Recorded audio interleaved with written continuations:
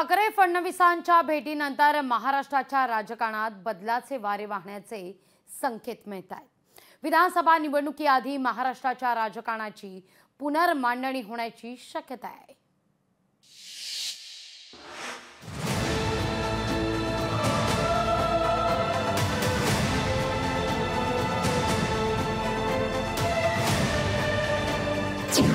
महाराष्ट्राचं राजकारण कूस बदलणार।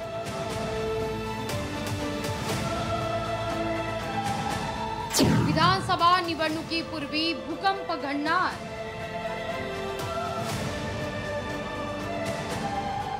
महाराष्ट्राच्या राजकारणाची पुनर्मांडणी होणार।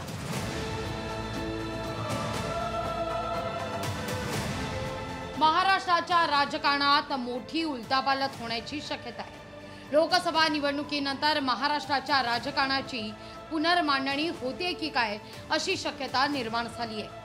पावसाळी अधिवेशनाच्या पहिल्याच दिवशी भाजप आणि शिवसेनेच्या दुसऱ्या फळीतल्या नेत्यांची बदललेली भाषा खूप काही सांगणारी आहे। एरवी उद्धव ठाकरेंच्या नावानं उद्धार करणारे प्रवीण दरेकर आज उद्धव ठाकरेंसाठी राजकीय त्याग करायला तयार झाले आहेत। जर महाराष्ट्रासाठी दोन्ही नेते एकत्र असतील तर आम्ही बाहेर जायची तयारी तुम्ही दाखवलेली होती। तुम्ही खरंच अशा प्रकारे दोन्ही नेत्यांसाठी त्याग करायला तयार आहात? शेवटी आम्ही राजकारणात सगळी लोक हे जनतेच्या हितासाठी भल्यासाठी असतो आणि कुठल्याही गोष्टीतनं महाराष्ट्राचं हित होत असेल तर आमचं स्वतःचं अस्तित्व स्वतःचा मीपणा यापेक्षा महाराष्ट्र हित सर्वतोपरी असतं ह्या भूमिकेतनं मी ते बोलतो। उद्धव ठाकरेंचे अतिशय जवळचे मानले जाणारे अनिल परबही लिफ्टमधील भेटी संदर्भात भलतेच सकारात्मक दिसले। लिफ्टमधील भेटीसारखे योगायोग भविष्यातही येऊ शकतात असं सांगायला अनिल परब विसरले नाहीयेत। ही लिफ्ट विधान परिषदेत चालली होती आणि एक सदस्य विधान परिषदेचे आहेत, दुसरे उपमुख्यमंत्री आहेत। योगायोगाने ते एका लिफ्टमध्ये आले।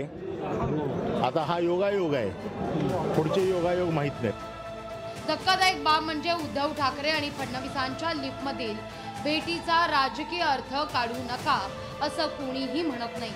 उलट माध्यमांनी हवा तसा अर्थ काढावा असं म्हणून परबांनी सस्पेन्स वाढवलाय। ही नैसर्गिक मैत्रीची पुन्हा सुरुवात आहे। आता तुम्ही काय अर्थ घेताय हे काय माझ्यावर बंधन नाहीये, आपण आपल्या परीने अर्थ शोधा। राजकारणात उपयुक्तता आणि उपद्रव मूल्य टिकून ठेवणाराच सर्वांना हवाचा असतो।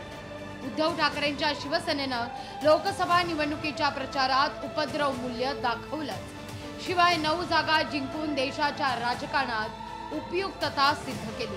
त्यामुळे येत्या काळात महाराष्ट्राच्या राजकारणात मोठी उलथापालथ होण्याची शक्यता नाकारता येत नाही। चेतन ननावरेसह स्वप्नील जाधव, लोकशाही मराठी, मुंबई।